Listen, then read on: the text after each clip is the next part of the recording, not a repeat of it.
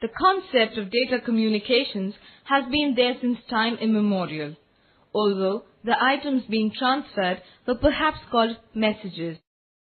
There are many examples, such as the human runners carrying messages, or pigeons flying with messages tied to their feet, or messages in bottles set afloat in the high seas, until more recently, the Pony Express riders that townsfolk awaited eagerly. An evolution of these systems was the telegraph messaging method, which used the Morse code signal to transmit data between far-flung locations.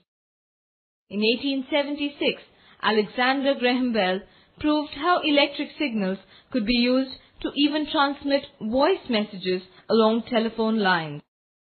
This paved the way for a second data communication system or telecommunication channel. In today's day and age, much of our message communication takes place via postal mail and computers. In some cases, the messages take time to reach the destination, while in some cases, they appear to reach instantly. You may recall examples of online and interactive processing areas, example, airline booking, where input data is captured by computers at the point where data is generated.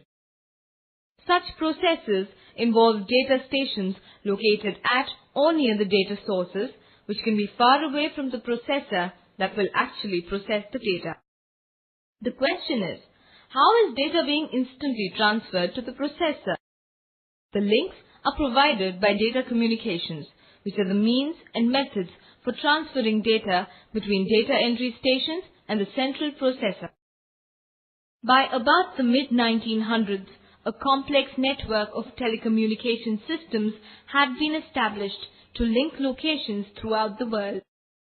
Although preliminary attempts were being made to converge communications concepts with computing, it was not until the late 1950s that the computer communications linkage gathered momentum. Starting with its application to airline reservation systems, computing communications usage has grown steadily since then. Today, terminals and workstations scattered across the land are in constant communication with the processors housed in minis and larger computers. Also, with the attachments available for personal computers, independent users are able to use the telecommunication channels to link up with information retrieval services, banks, and electronic bulletin boards. Until about 2 decades ago, computing capability was obtainable from computer vendors and communication services was available from telecommunication firms. With the growing communications needs and advances in hardware technology, this distinction amongst vendors has gradually become blurred. Computer vendors began offering a larger package of communication services to their customers, while telecommunications suppliers furnished more computer resources to those who used their networks. Today, one of the largest names in data computing and communications technology is AT&T, a subsidiary of the original Bell telephones. It is evident that computers are a vital part of the modern communications network, and such a network is vital to the operation of many modern computer-based information systems. Many of the same electronic circuit chips are now used in both computing and communication devices. As more computers get attached to communication networks and more organizations get linked via communication channels, the distinction between computing and communications will get even more ambiguous.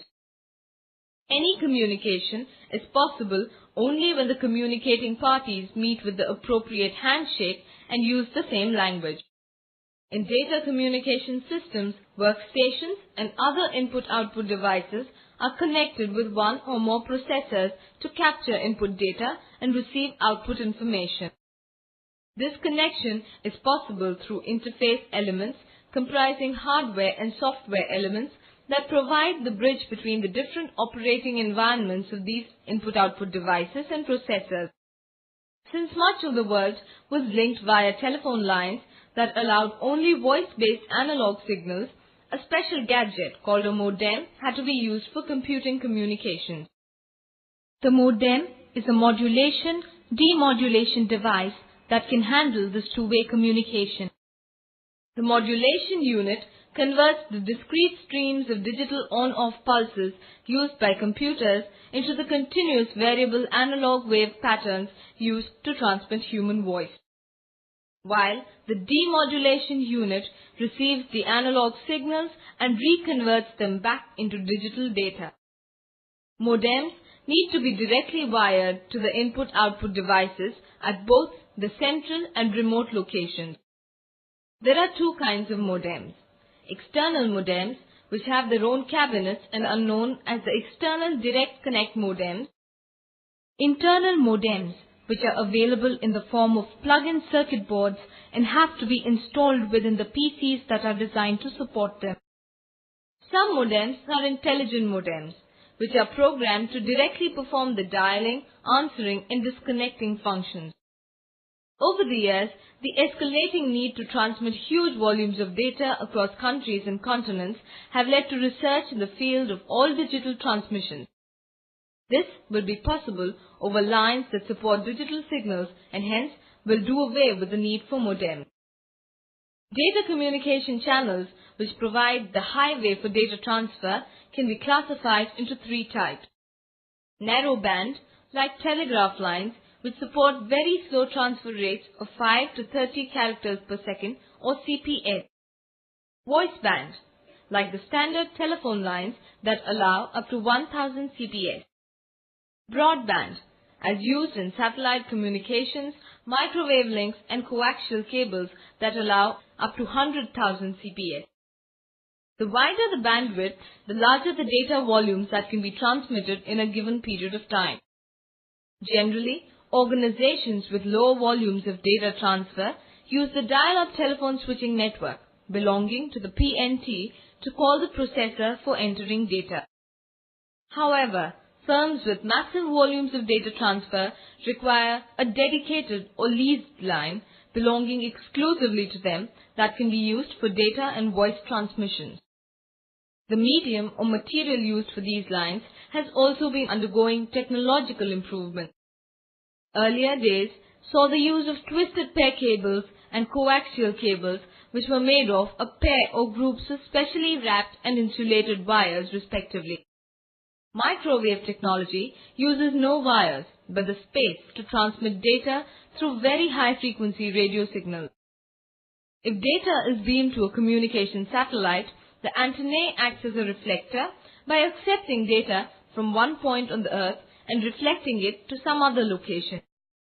The most recently used medium is that of fiber optic cables and laser technology to transmit data as light signals through very thin threads of glass or plastic. A single glass fiber, as thin as human hair, can transmit as much as a dozen books with 1,000 pages each in just 1 second. Since many such threads can be grouped together into a single cable, the future cost of broadband data communication will be reduced and within the means of most organizations. Apart from the difference in medium, different types of circuits can also be used to meet the need of different people or organizations. Simplex circuits allow the flow of data only in one direction, so that a terminal connected to such a circuit is either a send-only or receive-only device. Due to this limitation, simplex circuits are rarely used since most communications require acknowledgement. Duplex circuits allow the flow of data in both directions. There are two types of duplex circuits: half-duplex circuits, which can alternately send or receive data, and full duplex circuits, which can simultaneously send or receive data and is much faster. Since distances being covered are large, data signals are received, amplified, and retransmitted by each station along a route. ISDN, or Integrated Services Digital Network, is an international standards body that is performing the function of linking nations with interconnected digital webs that can handle large volumes of data communications. You now know that data transmission takes place through communication lines. The question that now arises is, to whom do these lines belong? The most common large public telephone and telegraph networks are offered for use by common carriers. In the US, these include the local and regional facilities of the 7 Bell telephone operating companies, the long-distance network of the AT&T Communications Division and MCI Communications Corporation, and the networks maintained by General Telephone and Electronics and Western Union. In addition to these common carriers that offer a wide range of facilities, there are specialized common carriers whose public networks are often restricted to a more limited number of services. Included in the specialized carrier category are one international system and other US-based domestic systems. Other than common carriers, there is the category of value-added carriers. These carriers offer specialized services, but they do not have their own transmission facilities. GTE Telnet and Timnet both have communication networks that receive customer data coming in over the common carrier telephone line. The data is temporarily stored and organized into packets of characters, which are then computer routed and transmitted through carrier channels to various offices. This method of transmission is called packet switching.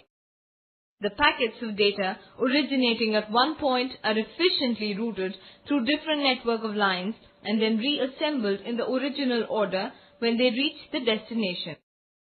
The transmission cost of a value-added network is often lesser than directly utilizing dedicated leased lines on common carrier channels.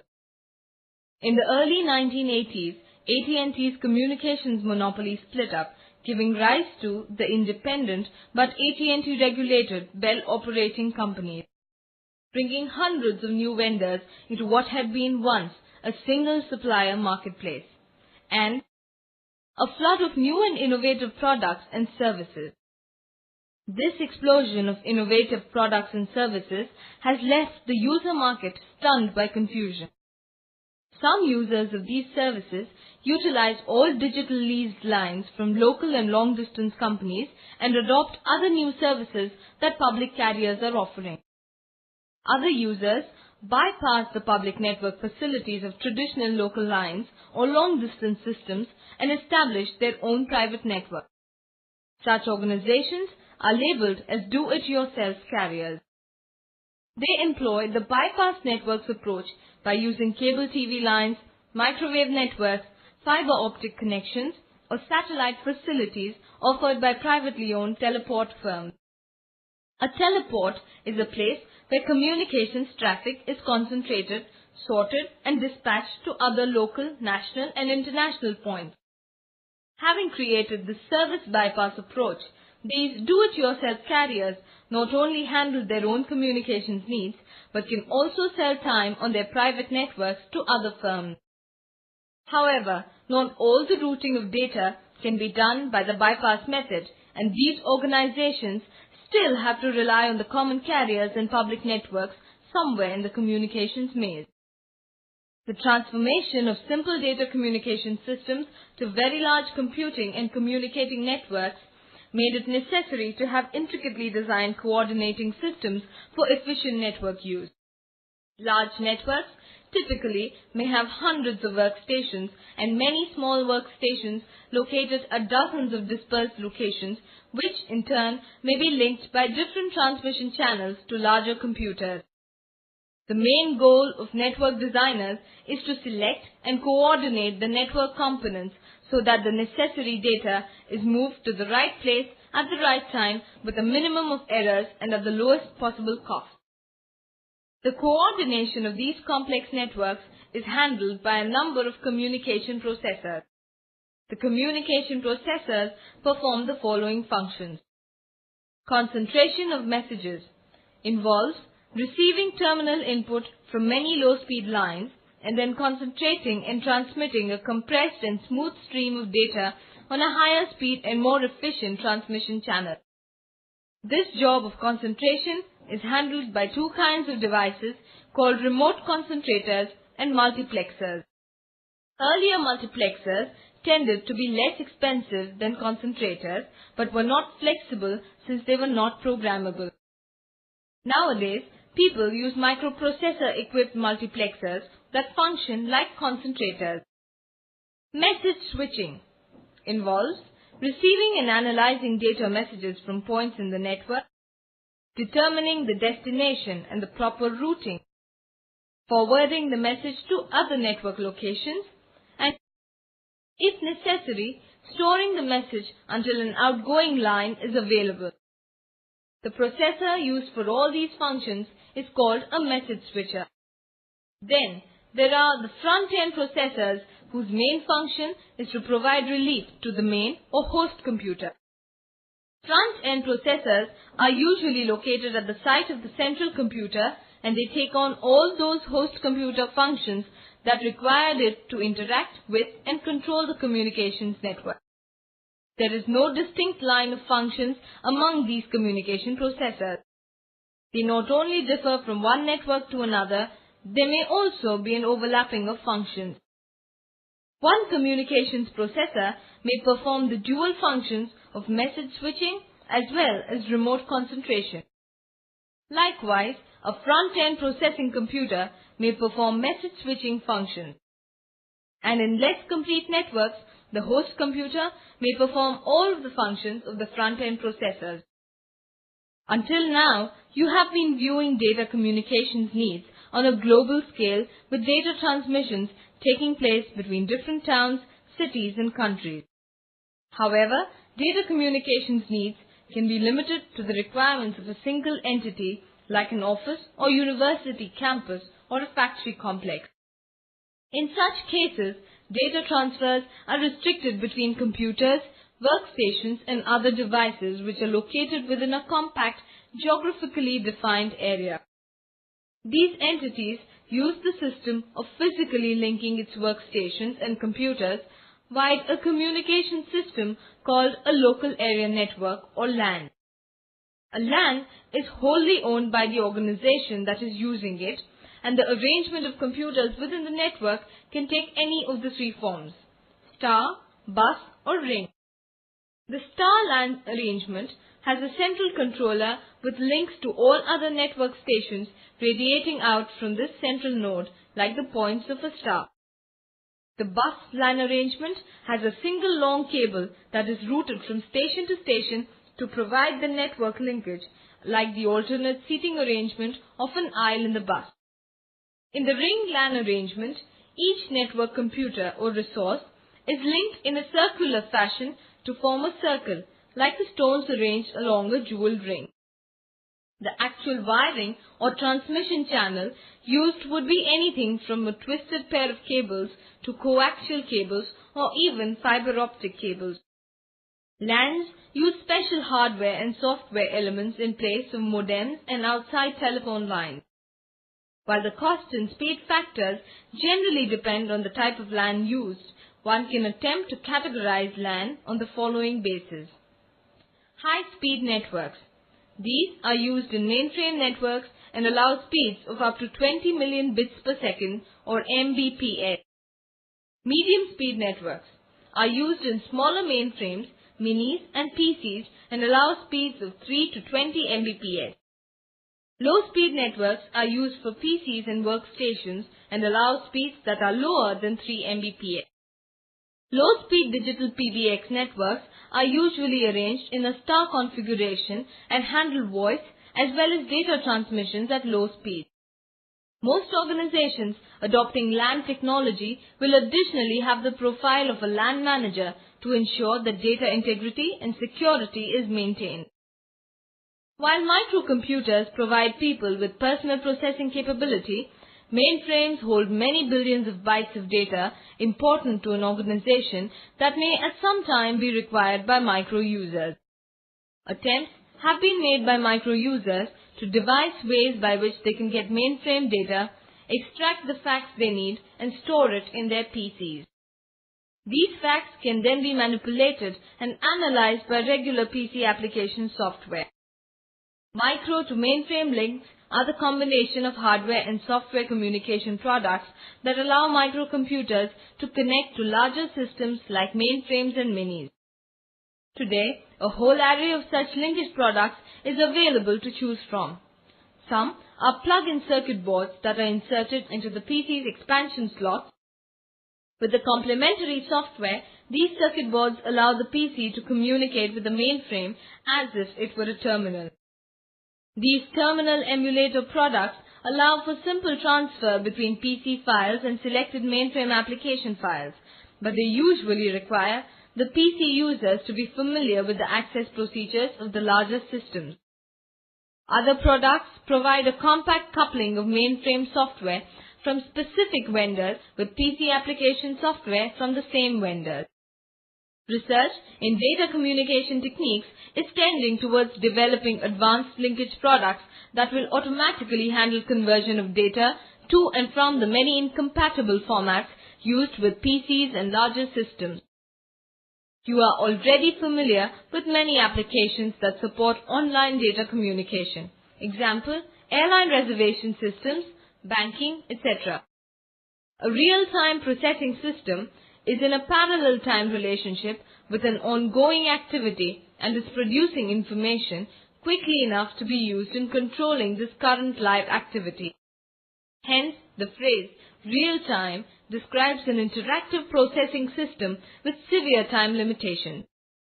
While a real-time system always uses interactive processing, an interactive system may not be operating in real time.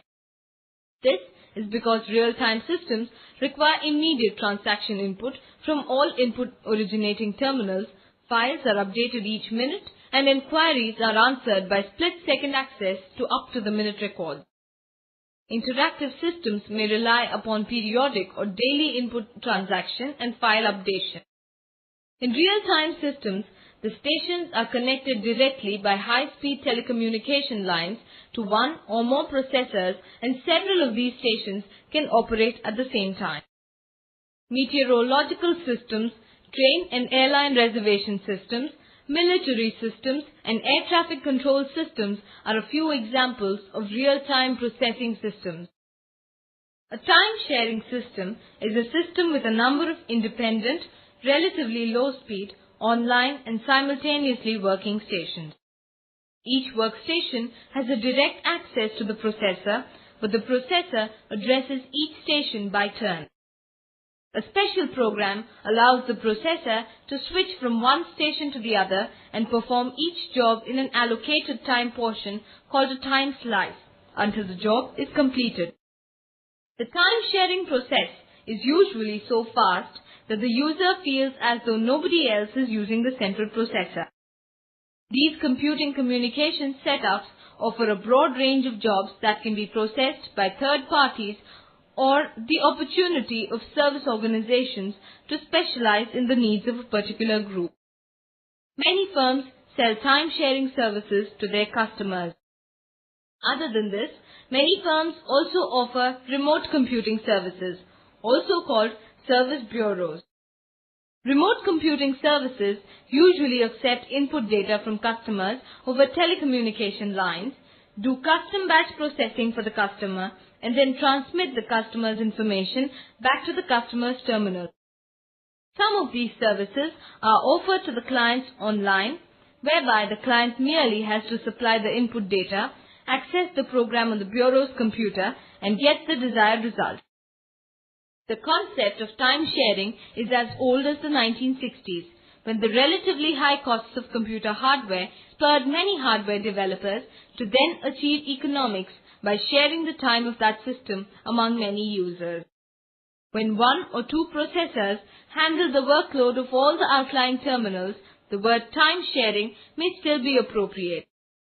However, when systems grew and geographically dispersed independent computer systems got connected and transmitted data, processed it, and sent results between cooperating processors and terminals, the term time sharing became inadequate to encompass it all. Today, this extension of time sharing is called distributed data processing, or DDP. A DDP arrangement can be described as one that is able to place the required data along with the computing and communications resources necessary to process it at the end user's location. Naturally, an arrangement such as this may require many computers and significant software resources to be shared among dozens of users. Like a time-sharing system, a DDP network may be used solely for a single organization, or it may be available as a service for use by many organizations. There are many private DDP networks, of which the Hewlett-Packard Company and the Bank of America are conspicuous. DDP networks that are offered as a service to other organizations are the DARPA network and the Timeshare network. Some organizations have created data communication networks that can provide on-demand a wealth of information services to people at home. These typically require the consumer to attach a PC or a special terminal to their TV sets to receive the information. Two such services are teletext and videotext. A teletext system continuously transmits the information in one direction only, and the information can only be received in the sequence of transmission on a TV set. A typical example is the textual banner of share script values that is continuously flashed throughout the day. A videotext system is interactive, rich in graphics, and more advanced. It has the facility to store a vast amount of graphic and alphanumeric information at a central computer facility, receive customer requests for stored information over telephone lines and other channels, retrieve the requested information and forward it electronically to customers who are equipped to receive it. Another system that has developed in the field of computing and communications is telecommuting. You may be aware that people need to access their computer services and databases from just about anywhere, from home or from tour locations or from their own office seat. It does seem impractical to think that every time one needs to access a database or a service, one has to go to the location of the central computer. This link of a computer from anywhere to the central computer is possible by telecommunication networks. Nowadays, many people prefer to do their work at home instead of commuting to their workplaces located far away. And the workstations of many people are not necessarily located within their office building.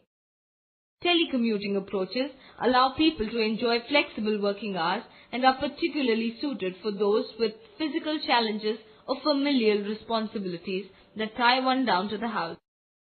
Over the years, it is expected that most service sector business activities will be handled by millions of telecommuters who will operate out of electronic cottages that will deliver the results to end users or other sites.